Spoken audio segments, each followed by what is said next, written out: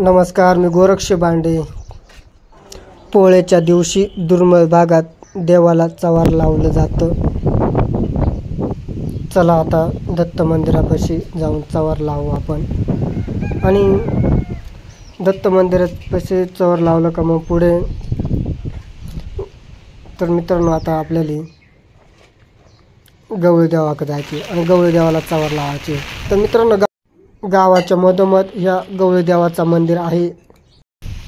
असं म्हणलं जातं जाकोबाई समोर जो देव आहे त्याला आधी चवार लावलं जातं, मग तिथून पुढं जाकोबाईला चवार लावलं जातं असं म्हणतात.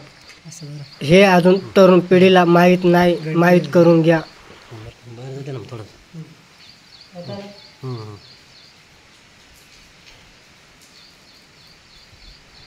तर मित्रांनो आता आपण जाकोबाईला चवार लावणार आहे तिथून. तर तुम्ही बघू शकता. आणि आता आपल्याला पाया पडून आणि डाव्या साईडला मुक्ताईचा मंदिर आहे, तिथेच चवार लावायचं काम चालू आहे आपला. आणि अनेक देव होते ते जो प्रत्येक देवानं चवार ठेवायचं काम चालू आहे आपला. आणि तुम्ही पाहू शकता.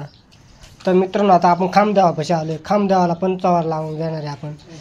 आणि शेणकळीला पण लावायचे मित्रांनो. तर शेणकळीला पण चवार लावला पाहिजे नाही का मित्रांनो. तर मित्रांनो तुम्ही पाहू शकता. आणि आपल्या भाताचा वावर आहे आणि त्याला पण चवार लावून घ्यायचे. तर मित्रांनो भाताच्या वावराला पण चवार लावलं जातं. तर शेवटपर्यंत व्हिडिओ पाहायला विसरू नका.